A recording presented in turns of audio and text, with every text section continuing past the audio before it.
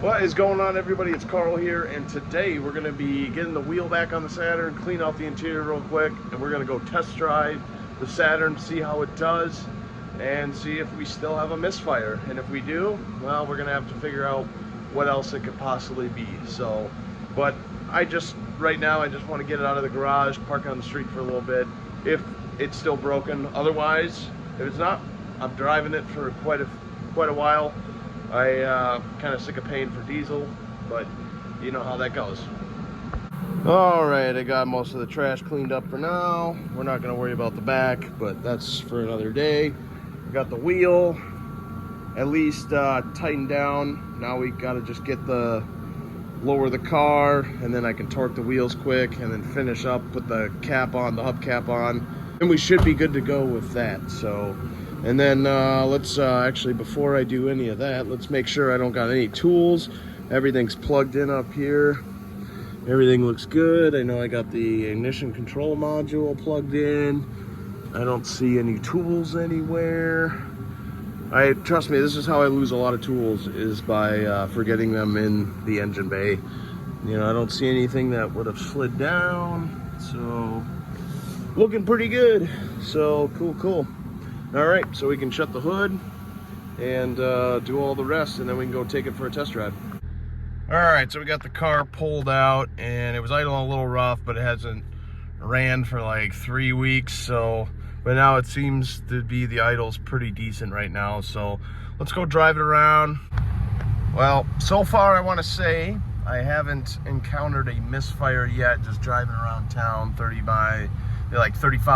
miles an hour. Anywhere in there. So now I think the next thing to do is go hit the highway and see what happens. But also that motor mount that I put in, oh man, what a huge difference that made. Oh my god, there is no shaking of the motor anymore or anything like that. You know, that was the only dog bone mount on these Saturns cars that I really feared doing, because I heard from a lot of people it's, you know, kind of a pain in the ass to do. But to be honest, it actually wasn't that bad of a job. It really only took like 15 minutes. So I don't really understand what everyone was complaining about, but you know, whatever. All right, so we're on the highway and we're cruising along, and unfortunately I have to report there's definitely still a misfire.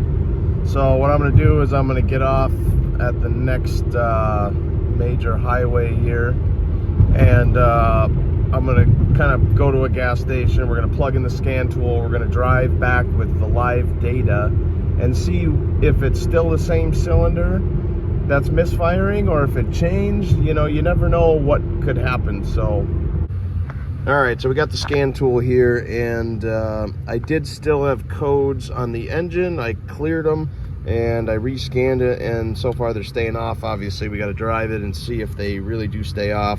And the body control module is crazy how many codes there are. I don't know why there's so many codes on the body control module. I mean, there's literally nothing on this car that I mean, there's like a whole bunch of stuff going on, but it has nothing to do with the, well, actually the engine control unit malfunction. That might be a problem, but everything else, I don't know why there's all these problems. It could be there's a grounding issue, which there was a couple ground straps, one on the motor mount and the other one by the battery, that didn't really look too good. But you know, I don't really know. You know, this car might turn into an absolute nightmare. But what we're gonna do now is I'm just gonna switch out here. We're gonna turn on the car, and we are gonna go to the live data and see if we can detect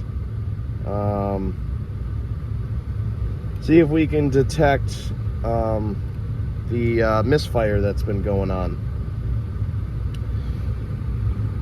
And I got kind of an off-brand scan tool, so, but you know, that is what it is. So let's go to powertrain, let's go to live data, live engine data, and we'll go to the misfire section. Actually, we could go kind of through the ignition quick and see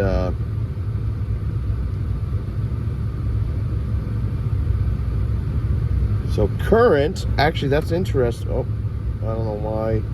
Cylinder 1 is misfiring and cylinder 3 is still misfiring history. That's really interesting. Look at that. Look how many times it's misfiring on cylinder 1 now. Oh my god. Wow. All right, so let's just let's start driving and see how many misfires we can get up to. But that's crazy that now it's cylinder 1. All right, so I made it back home, and I've made a pretty good discovery. So when you're sitting in park at idle, cylinder 1 is just going bonkers on the misfires. When you're driving around, cylinder 3 is what is going haywire. And I know for a fact that cylinder 1 and cylinder 3 are not on the same ignition coil. So that kind of tells me it's not ignition coils at all, I'm gonna bet. But so what I'm gonna do is I think I'm gonna get out of the live data. We're gonna scan the car again and see if we have any more codes. But I also wanted to check one other thing. So we are getting 14 volts to the ignition. That looks good. Crank has been learned. That's good. So very interesting. Very, very interesting. So let's go to general info inputs. I'm just curious what we can find real quick. I just kind of want to know the voltage of the battery, if it says it anywhere. I don't know if it does. All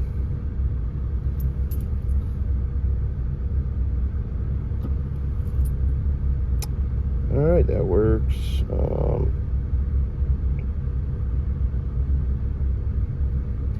See, the problem is a lot of this stuff I really don't know what the hell I'm looking at, to be honest. So I'm not a true mechanic. I really don't know.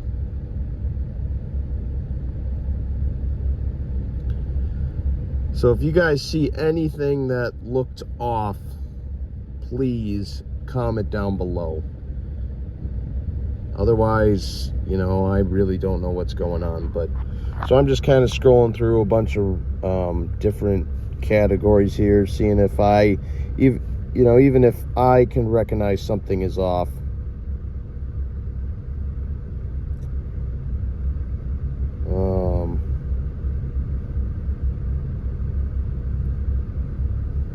.7.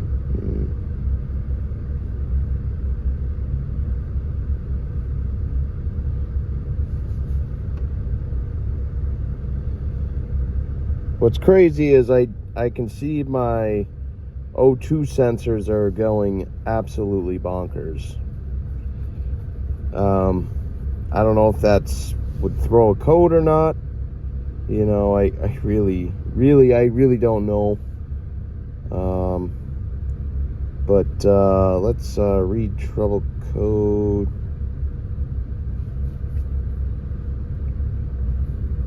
Oh, I guess I don't know. I guess let's go back. Let's go back. Automatic scan.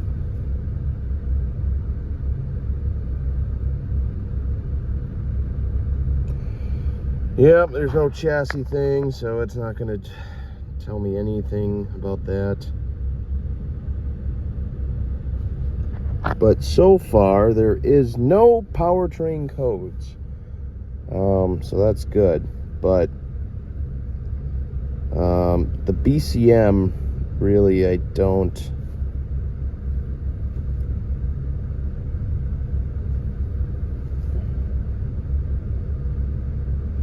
Oh, here's my battery voltage. So my battery voltage is good.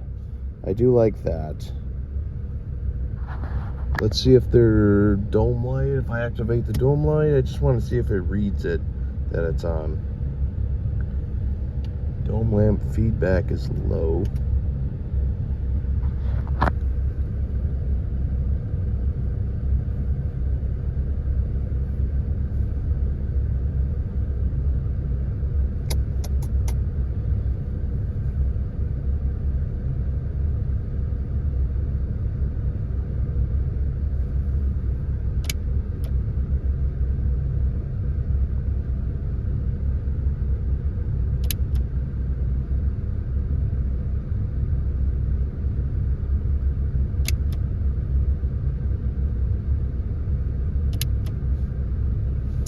Interesting. So that all works. I don't know why.